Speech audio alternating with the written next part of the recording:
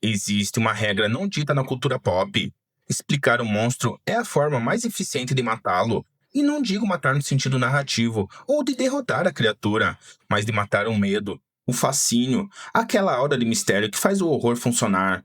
No momento quando você acende a luz e mostra que o bicho-papão é só uma pessoa numa fantasia de borracha, ou uma entidade com uma explicação detalhada, a magia, ou o terror nesse caso, tende a se apagar. Eu comecei It Bem-vindos a Derry com esse pé atrás, com esse cinismo de quem já viu prequels demais, tentando responder perguntas que ninguém fez. Afinal, a gente realmente precisava saber o que Pennywise estava fazendo em 62? A gente precisava de uma história de origem para o medo em si? A resposta curta seria não, mas a resposta longa e o que a série entrega é um surpreendente talvez. E digo talvez porque essa primeira temporada, idealizada pelo Andy Muschietti, é uma obra que vive em constante conflito consigo mesma. É uma produção que acerta em cheio ao entender que o verdadeiro horror não é o palhaço, mas erra, e erra feio em alguns momentos, ao tentar abraçar o mundo com as pernas, criando uma narrativa que oscila entre o brilhantismo temático e uma bagunça estrutural exaustiva. Mas já sabem, antes da gente continuar, olá, eu sou o Gabriel, e no vídeo de hoje vamos falar sobre a primeira temporada de It, Bem-vindos a Derry. Então já deixa o like aqui no vídeo, que assim você ajuda o canal. Aproveita e também se inscreva e clica no sininho para não perder os próximos vídeos. E já me segue nas minhas redes sociais. Elas vão estar passando agora na tela e também vão estar na descrição. E agora sim, vamos ao vídeo. Minha família e eu acabamos de nos mudar pra cidade. Pai! Amor.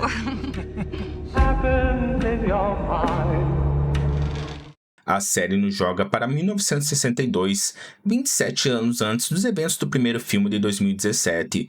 E aqui está a primeira grande decisão, talvez a mais inteligente de todo o projeto: transformar Derry não apenas num cenário ou num pano de fundo para sustos baratos, mas sim numa extensão da entidade. Derry é o personagem principal aqui.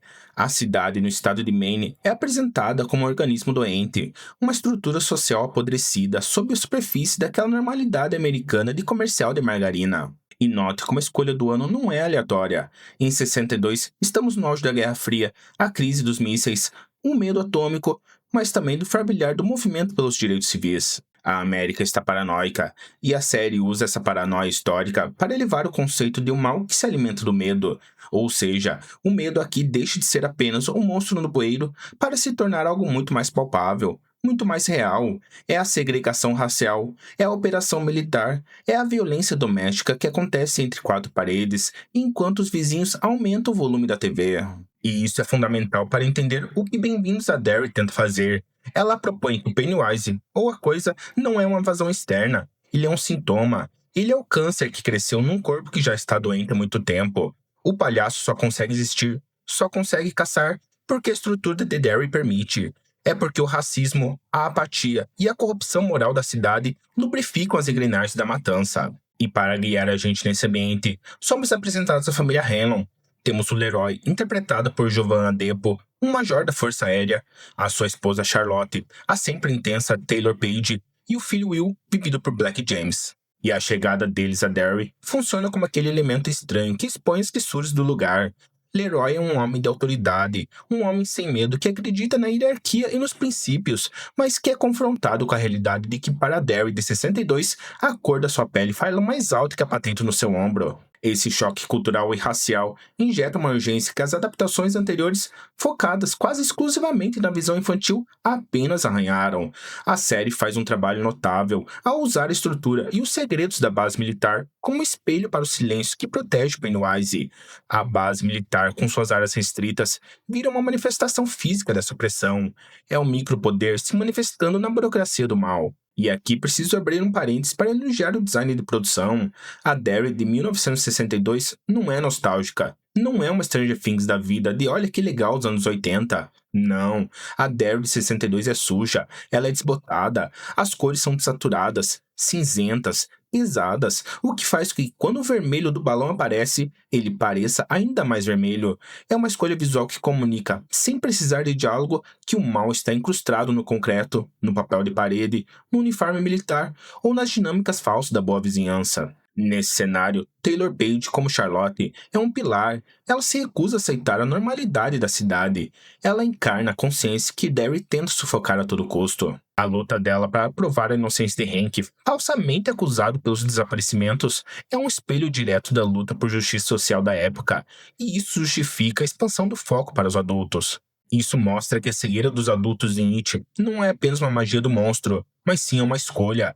É uma escolha ativa de não ver e de não se importar, desde que o problema não bata na sua porta. Tá, mas e o palhaço? E a mitologia?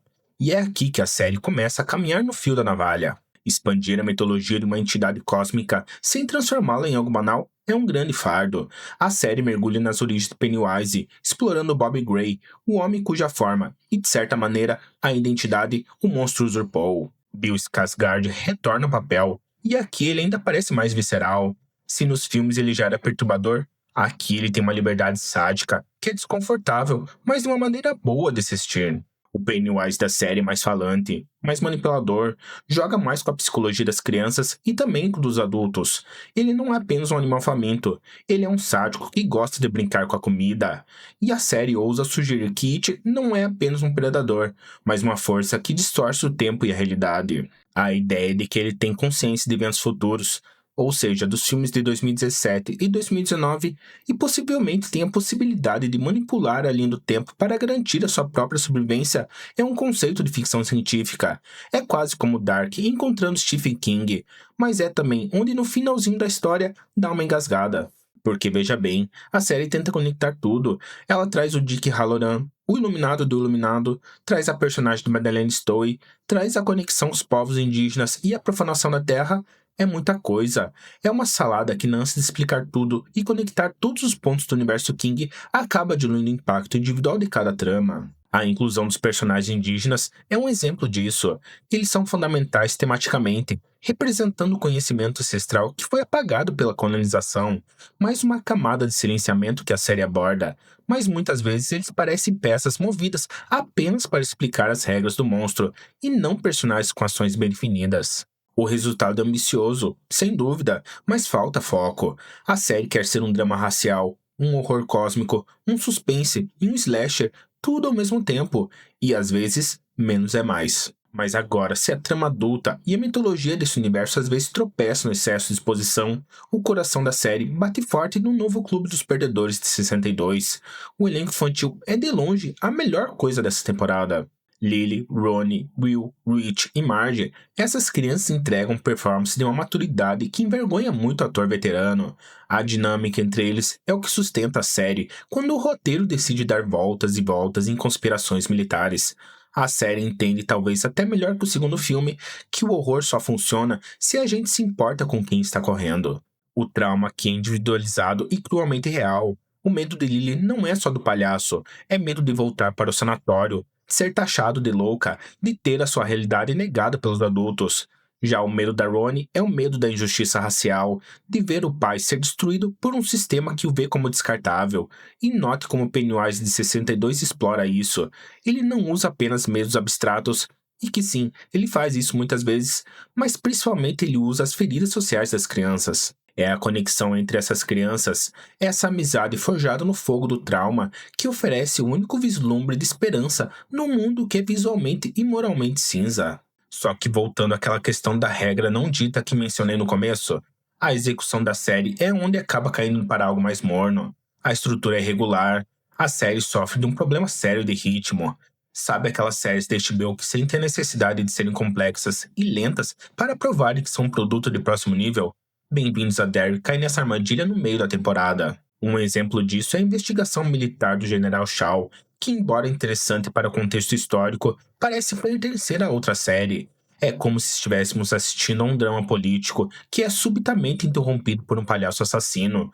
A conexão entre o mal humano e o mal cósmico nem sempre é orgânica, às vezes parece forçada, uma colagem de ideias que não secou direito. O espectador é forçado a processar conspirações, traumas pessoais, horror cósmico e fanservice, tudo ao mesmo tempo, e isso gera uma sensação de saturação. Chega um momento ali entre os episódios 3 ao 6 que você pensa, ok, e o terror? ou algo que avança a história, mas você não recebe isso.